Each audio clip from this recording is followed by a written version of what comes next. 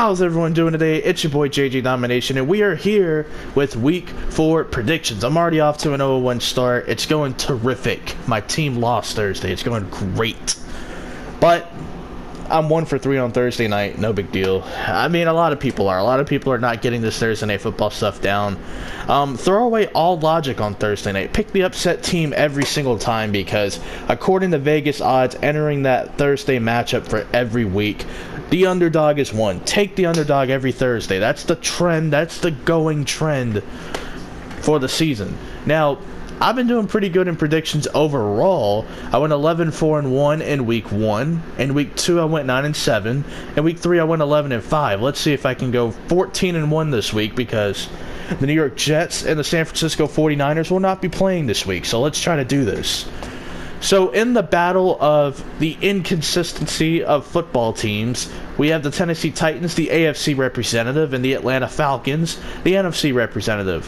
Which team is the best at consistently being inconsistent? Well, the obvious answer is Tennessee. They have no business winning this game, but I'll pick them to win. Why? Because that's their thing. They beat Cleveland, a team they have no business beating. They lose to Jacksonville, a team that they should steamroll by 10+. They can't get the job done. So, let me go with an answer that just makes zero sense.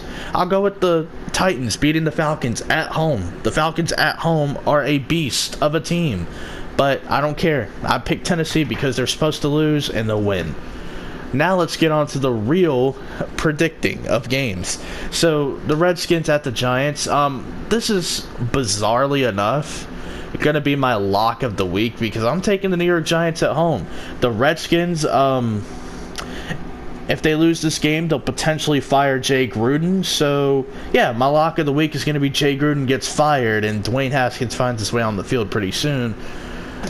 Listen, it's a gamble. Okay, I'm sick of picking all these Dolphin games as my lock of the week for the Dolphins to get steamrolled, so I have to mix it up. So, I'm going out on a limb. I'm taking the Giants to beat the Redskins. If they don't beat them, oh well, I'm going to look like an idiot. Now, we'll be going with the Chargers beating the Miami Dolphins. The Dolphins are actively trying to tank. The Chargers getting Melvin Gordon back. I talked about in fantasy how Justin Jackson might play well. Literally 10 minutes after that video went up, Justin Jackson was ruled out for the game. And I don't know how many times I've uploaded a video, and by the time it's uploaded, like literally minutes afterwards, some news about it just comes out, and it's like completely irrelevant because it's already on the channel. Melvin Gordon is projected to get limited touches. He ended up coming back to training camp. Or not training camp, Jesus Christ. He came back from his holdout that started in training camp. And I already have him stashed on fantasy. I'm not starting him this week, regardless of what he does or how many carries he actually gets. I'll play him next week against Denver. My upset of the week, Raiders beating the Colts. The Colts, bottom 5 in the league in third down defense and in red zone defense. If the Raiders can just keep drives going, push the football down the field, they can win this game. Darius Leonard may not play. T.Y. Hilton is doubtful. And this isn't me doubting the Colts. This is just a game where I feel like the Raiders have to win to at least give their fans false hope and keep their season alive. This is a game that they should win. All the directions are pointing for this team to win. The Colts are not heavy favorites, but they're pretty considerably good favorites in this game. I'm going to predict Oakland to cover their spread and win this game. You know, that's my upset of the week. Boom. So now we can do straight predictions from here on out. Panthers at Texans. Kyle Allen coming off a great game. I didn't know much about him as a quarterback, and I got my answer. He can shred up Arizona's defense too. Terrific. How will he do against the Texans? Well, I feel like if you keep the game plan simple enough, he could have a good game. I know he went to school in Texas. Maybe he just shreds up Houston's defense, which has been up and down this season. I haven't really heard much out of J.J. Watt this year, but we haven't heard much out of Von Miller and Bradley Chubb either. But I think I'm going to lean towards Houston. They are the home team. I trust Deshaun Watson way more than I trust Kyle Allen. And that's really what it comes down to. I think the Texans are going to be able to continuously move the chains against Carolina's defense, which is still phasing into this 3-4 defense. But who knows, man? I mean, their offensive line is terrible. Maybe the Panthers get a good enough push to rattle the pocket, but I'll just take Houston. Chiefs at Lions, a very interesting matchup. A true undefeated team facing an unbeaten team, because the Lions did tie with the Cardinals, but they also took care of business against two teams that they need to take care of business of. Against Kansas City, this is going to be tough for Detroit. They're at home. They're not even favored to win. That would be Kansas City. However, Stafford, he's questionable with like a back injury / rib injury that turned into a back injury. I don't know. And then Darius Slay may not play. So this game is a very interesting one if they both miss it. I doubt it, though. I'm pretty certain they'll both play.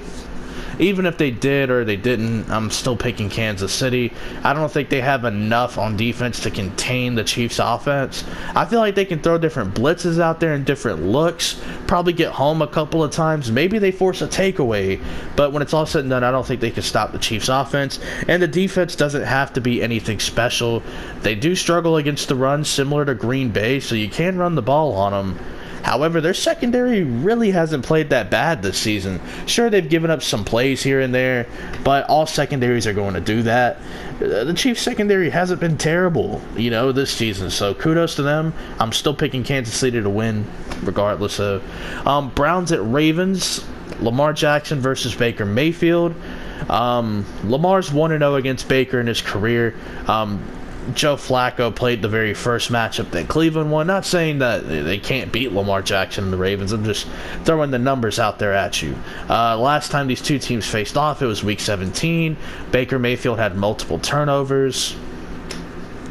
Baltimore, number 1 in rushing offense, number 1 in time of possession, number 1 in total yards on offense. I mean, this is a team that's just going to light it up. I think they have one of the best scoring offenses in the league. I'm pretty sure they're number 1 or number 2 in that. And with that being said, I'm going to take Baltimore to win. I don't think they need to do anything special. Just run the ball down Cleveland's throats. They have been an undisciplined team. They're tied with the Atlanta Falcons for, I think, penalty yards. And they have more penalties than Atlanta, but regardless, I just think Baltimore's going to continue to do their thing. It may be lower scoring than some people think, but I do think Cleveland can get a couple of big plays going on offense. I just don't think it'll be enough to beat Baltimore. The battle of the two 3-0 teams in the AFC East. The winner is going to win the AFC East. Nah, I'm kidding. That's not necessarily how it works. Patriots at Bills. The Bills have been on fire. Granted, the competition hasn't been the stiffest, but you know what? They're getting the job done, and they're beating teams that they should be beating, and that's all that matters. New England, same thing for them. The 3 teams they've beaten are a combined 0-9, but guess what? You're taking care of business, and at the end of the day, you kind of have to do that to advance in this league. So you have 2 teams who, they've been good this season. We obviously know the Patriots are a Super Bowl contender, and the Bills, kind of a dark horse playoff team-ish. So something's got to give here. I am going to give the win to New England. The Bills' defense could definitely help the team win. The Patriots are going to take away the run game. They like to take away what you do very well and make you win in other ways. The Patriots have way too many ways to win football games. They've showed at least 3 different ways to win throughout the first 3 weeks of the season. I imagine they'll come up with something here to win this game. I almost went with the Rams being my lock of the week against Tampa Bay. I decided to head in a different direction, giving the Giants the home win against the Redskins, but I am going to take the Rams to beat Tampa Bay. I think they're going to start to open up their offense more. I think they're going to score 30-plus on Tampa Bay. That's the feeling, that's the vibe that I have. I think each of their wide receivers get a touchdown catch. They're starting 3 of Cooks, Woods, and Cooper Kupp. I think they're each going to get a touchdown in this game, so be on the lookout for that, fantasy owners, as I had Cooper Kupp in my stardoms lineup for the week. Tampa Bay's secondary hasn't really been the greatest. They didn't have a great game against the Giants, that's for sure. But the first 2 weeks, they did pretty good defensively. They did their thing. If the pass rush can continue to be good, if they can continue to get a push in that pocket, Jared Goff could panic into a couple of bad throws. It's very possible. It's not like it can't be done. We saw Jimmy Garoppolo panic into a throw. Jared Goff, not really good under pressure. Y'all watch that Super Bowl? Every time he was under duress, he made a big-time mistake. So, there's that. Seahawks at Cardinals. A lot of people are predicting the Cardinals to win this game. They're predicting this could be the upset of the week. I am not one of those people, unfortunately, but I do see why that could be a huge upset. But Seattle is coming off of a loss to New Orleans against the backup quarterback Teddy Bridgewater, who really did a fine job of managing the game and making sure that this team won the game instead of him being the reason they lose. So that's a good thing. But special teams and Chris Carson's fumbling didn't quite do good, and that's arguably the two big reasons why the Seattle Seahawks lost last week. But I feel like they're going to come into this game, they're going to clean up a lot of those mistakes, and they're going to put on a clinic against Arizona. And it wouldn't surprise me if Pete Carroll sends a message to Cliff Kingsbury defensively saying, hey, fuck that little air raid offense. We're going to shut it down. And it wouldn't surprise me if Pete Carroll did that. However, the Seahawks defense isn't quite that good, so I'm not going to predict that to happen. But it wouldn't surprise me if it did. Seahawks get the win. Vikings at Bears, the battle of who's going to look up at Green Bay for one more week. I don't know. We have the tiebreaker over both of them, so I don't really care who wins. But the better football team is Chicago. They're at home. The Vikings haven't really shown me much, man. It's either Dalvin Cook or bust for this offense. Chicago has a great run defense. Arguably one of the best, if not the best, run defense in football. All they got to do is contain Dalvin Cook, and they're going to beat this team. That's what it seems like. But Adam Thielen and Stephon Diggs are bound to go off at some point, and this could be the game. It could be, because in my video, one of my videos entering this predictions week, or predictions video, I'm trying to think, what video did I say that you can throw all over the Bears defense? I can't remember, but you can. I mean, the Bears defense isn't completely invincible. Yeah, they could stop the run, get after the quarterback, but if you have just enough time to make that read and make that throw, you can throw all over the Bears defense. They're not invincible when it comes to their secondary. They got players. That doesn't mean shit. The Vikings have 2 top-tier receivers. They should be able to get it done. I don't think they will. I think Chicago does enough to win. Jaguars at Broncos. Gardner Minshew versus Joe Flacco. Very interesting quarterback matchup in 2019. The Jaguars have bizarrely been a solid team. I think they're 1-2 though, but still, they've been a very interesting team to keep up with. Meanwhile, Denver's 0-3. They haven't quite figured things out. I think this is the week that Denver finally not only gets a win, but they get pressure and sacks. This is the week I think they do it. Bizarrely enough, they don't have any sacks from Von Miller or Bradley Chubb. They haven't really been getting that elite pressure either, like they did last season. Mainly Von Miller. Bradley Chubb didn't really have, the pressures that matched his sack production, but he was still getting the sacks nonetheless. I think this is the week they put it together and they get the job done. That defense, though, depending on whether or not Jalen Ramsey plays, it's going to be huge, but it may be a low-scoring game. It may be like a 15-13 type of ball game. It could be something like that. I will go with Denver at home. Sunday Night Football, we got the Dallas Cowboys going into New Orleans to face the Saints. This is going to be a close game. The Saints found ways to win this football game against Seattle last week. However, I'm going to have to go with Dallas. I think Dallas is going to start off 4-0. And because the Saints are a legitimate team, they're finally going to use we beat a legitimate team. We beat the Saints. So what if they didn't have Drew Brees? They beat Seattle without Drew Brees. They're legit. And then, they're going to face Green Bay next week, and the media is going to hype us up to be a bunch of frauds, and we're not a real team, and blah, blah, blah. And then hopefully Green Bay takes care of business against Dallas. But that's just a big master plan that I have. Just looking at it specifically on this matchup against New Orleans. New Orleans is at home. They have the crowd in their favor, and I think that there are different ways that they could win this ball game. They could dominate time of possession. They could have Teddy air it out a little bit more. They could see more Taysom Hill in this game.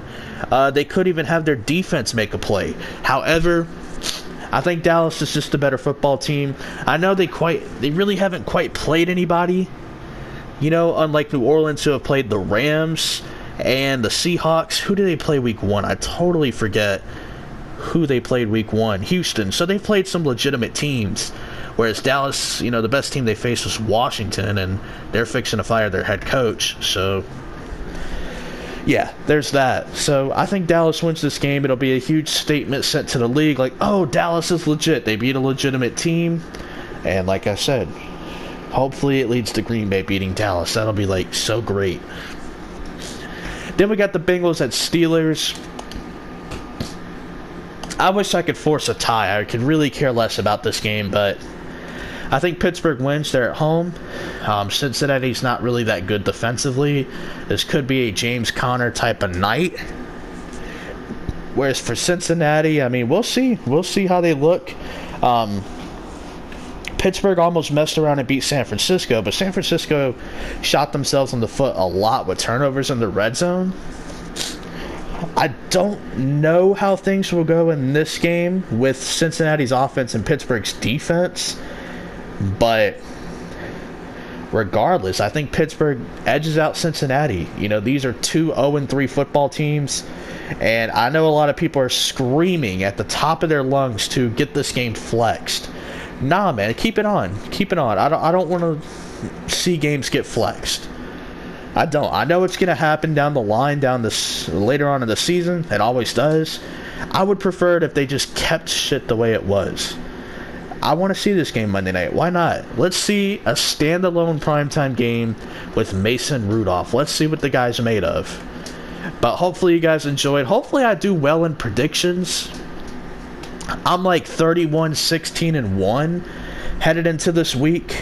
Well, 31-17-1 because I can't predict Thursday night for whatever reason. But hopefully I do good this week in predictions. My goal is to win at least 9 games. I don't want to do worse than that because I've already been 9-7 this year. So hopefully I'm on the money this week. We'll see though. And happy Sunday. Hopefully your team wins. It's still Go Pack Go on my channel though. Peace out.